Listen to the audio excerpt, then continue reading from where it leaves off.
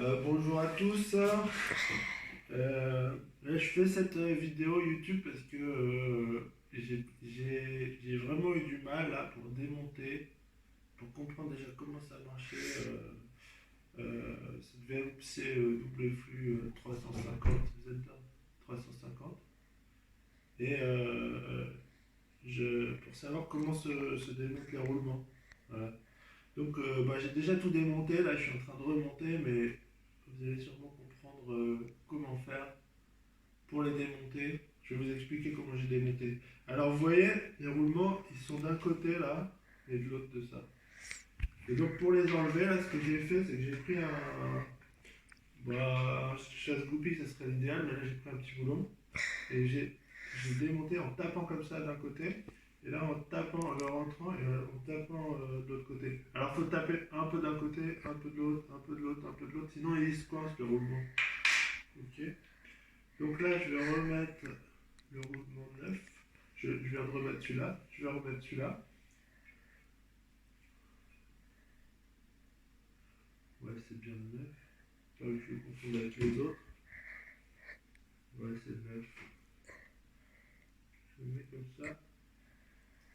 Et là pareil, il faut qu'il rentre un peu pas des deux côtés en même temps.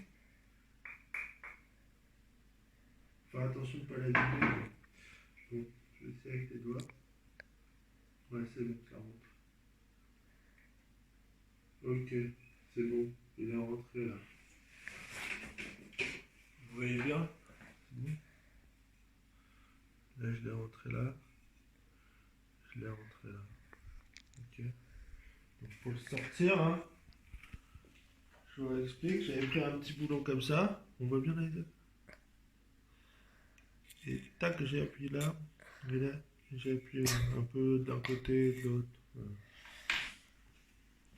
Ensuite,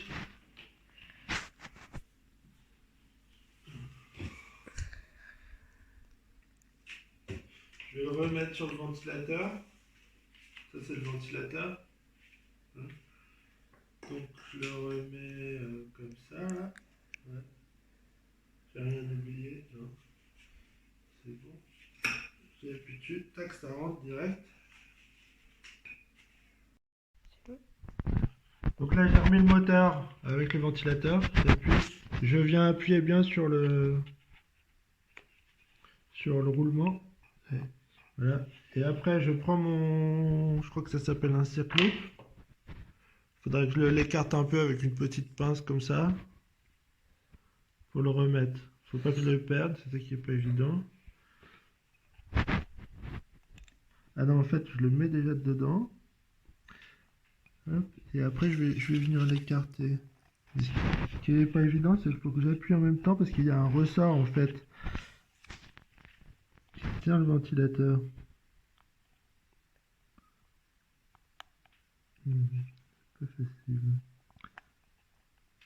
Bon.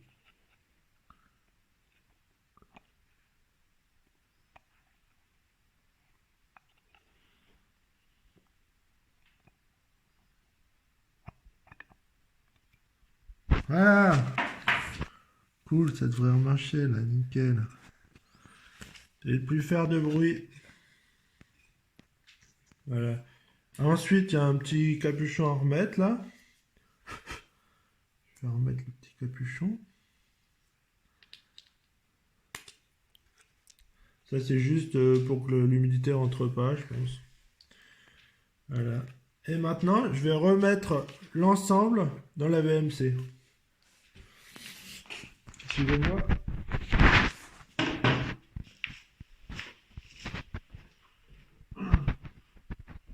Donc vous voyez là, j'ai enlevé bon, le capot là, le capot, les filtres. J'ai enlevé l'échangeur pour avoir accès au ventilateur. On regarde bien l'échangeur, regardez bien. Ouais. Voilà. Donc, bon voilà, là c'est le boîtier dans lequel vient le ventilateur en fait. Avec la carte électronique qui fait partie du moteur aussi là. Voilà. Ça en fait quand j'ai démonté, c'était tout. tout crade, alors je l'ai nettoyé à l'eau avec une brosse à dents, tout ça. Il y avait de la moisissure, des champignons et tout. C'était le bon moment pour le nettoyer. Pourtant, ça fait que 2 ans que je l'ai, mais bon. Voilà. Alors là, on peut pas se tromper pour le remettre au bon endroit parce qu'il y a un petit bitonio là qui vient se mettre dans le petit trou qui est là. Voilà. Comme ça fait que les petites pattes électriques là, elles vont se brancher au bon endroit après. Voilà. Ok. Donc je viens de mettre au bon endroit comme ça.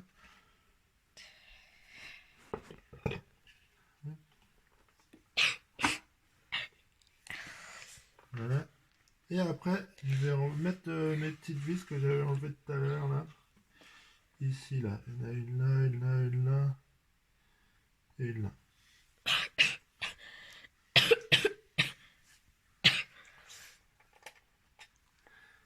Hop.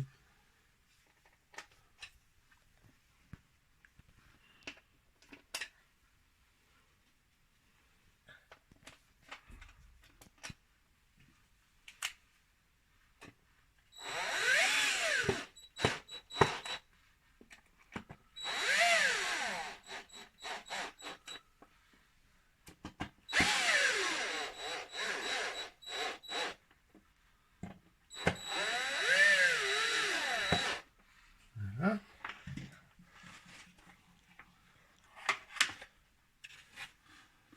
Ensuite, je vais rebrancher ça doit être le capteur de température. Je vais le remettre dedans, je l'avais débranché. Bon. Bon, j'étais même pas obligé de le débrancher. Voilà. Après, je vais, je vais réinstaller ça dans la machine, l'ensemble. C'est vachement bien fait, hein, c'est assez simple.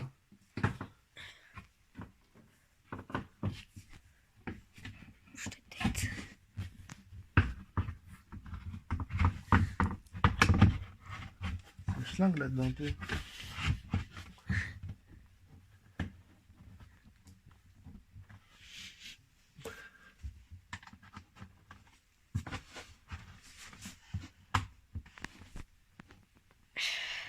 Ouais, ça doit pas être au bon endroit.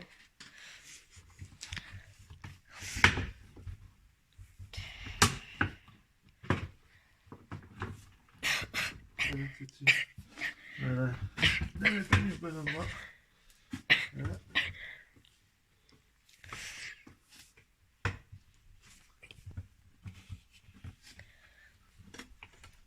Voilà.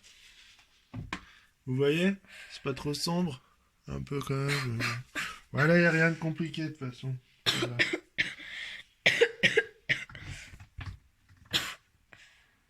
Après, je remets le cache par-dessus.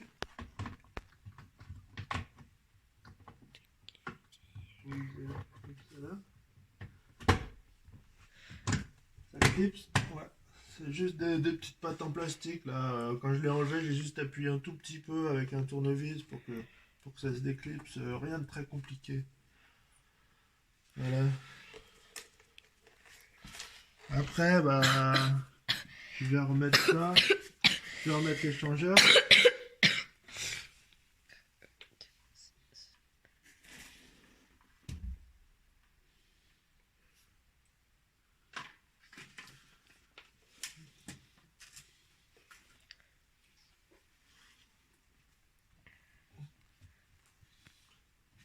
Ah, attendez. Avant de remettre l'échangeur, il paraît qu'on peut le nettoyer dans la douche. On va aller le nettoyer dans la douche. Donc pour le nettoyer, bah, apparemment c'est super simple. Alors, c'est la première fois que je le fais, mais je sais pas, c'est ce qu'ils m'ont dit sur la. Il y a un peu de pression, voilà, peut-être pas trop de pression. Je vais nettoyer dedans, on va voir ce qui sort. Ouais, je vais mettre un peu de pression quand même. Oula, c'est un peu chaud. Je vais mettre fort aussi. Allez mon petit. Ah, en effet, il y a un peu de crasse qui sort là-dedans.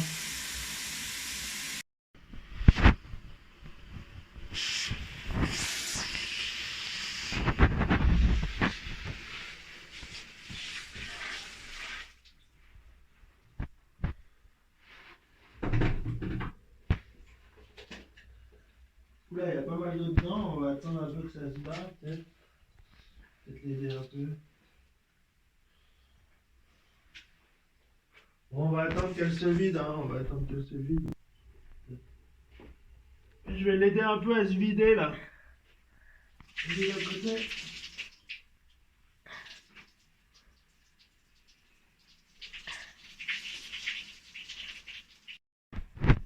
Bon, donc voilà, je vais le remettre. Hein.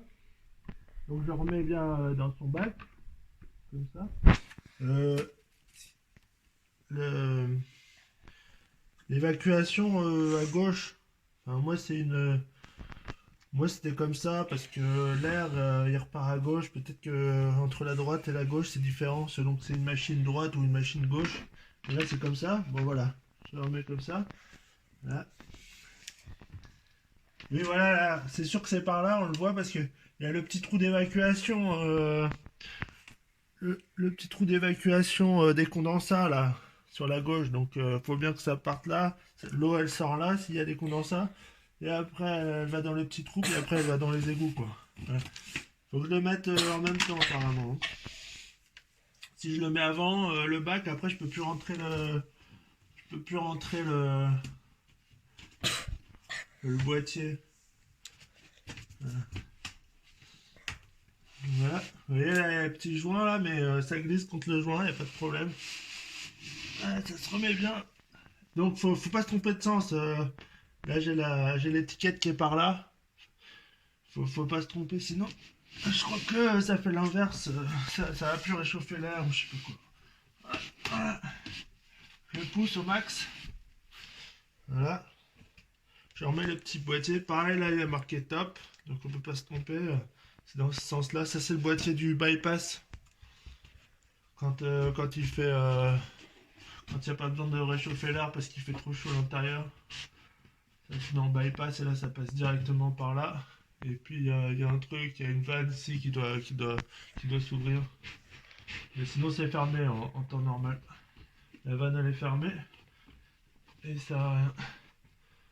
Voilà. Donc là vous voyez les filtres ils viennent par ici quoi. Hein, là on voit l'échangeur on voit l'échangeur là et les filtres ils viennent filtrer l'air pour qu'on n'ait pas à le nettoyer comme ça dans la douche tout le temps quoi. Qu'est-ce que je vais faire maintenant? Bah, je vais remettre le capot. Ah, il y a un insecte. Il y avait pas mal d'insectes quand je l'ai démonté aussi, donc j'ai bien aspiré un peu partout là-dedans. Il y avait des araignées, il y avait des papillons, il y avait un peu de tout là-dedans. Hop, bon bah là, rien de compliqué. Hein.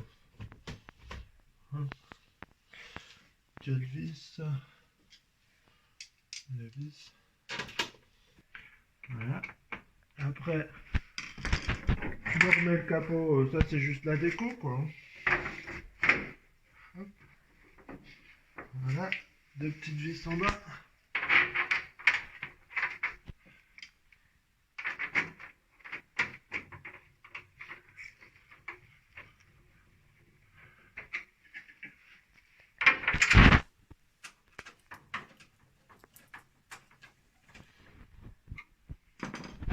Après, je remets mes filtres. Bon, en général, je leur donne un coup d'aspi aussi. Pour pas avoir à les changer non plus tous les mois. Hein. Voilà. Donc, le noir d'un côté, le rouge, hein, il y a la pastille. Pas se tromper. Bon, le sens, on peut pas trop se tromper parce qu'il y a un sens où, de toute façon, ça rentre mal. Hein. Ouais. Ça rentre mais mal. Donc, c'est le sens où ça rentre bien. Hop. Voilà. Je remets, ça c'est pour l'étanchéité. Et là, bah, suspense, hein, je vais la remettre en route, c'est là qu'on va voir si ça marche. Donc là, j'ai le disjoncteur juste derrière, il n'y a plus.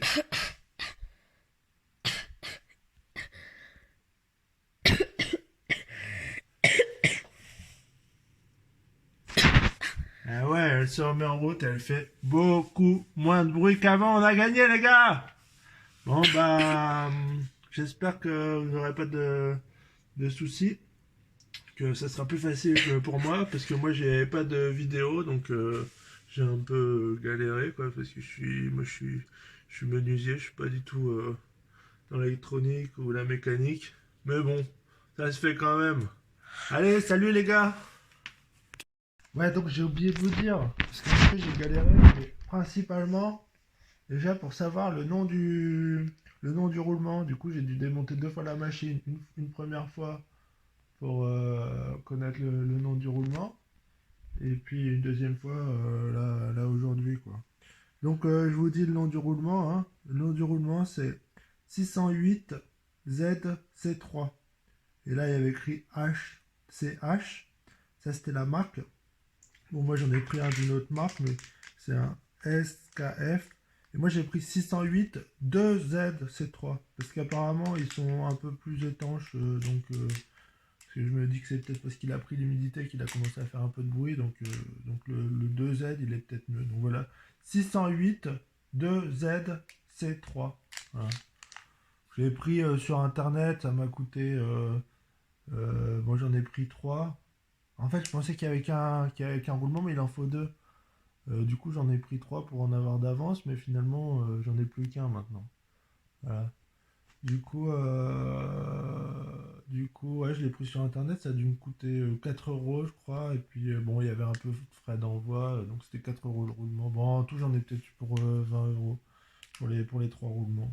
Bon, pas très cher par rapport au prix du moteur, parce que sinon, normalement, quand on appelle le service après-vente, ils nous disent de changer le moteur et ça coûte quand même 200 balles au moins, 250 balles. Donc là, vous faites une bonne économie quand même. Bon, bah voilà, vous savez tout maintenant. Salut!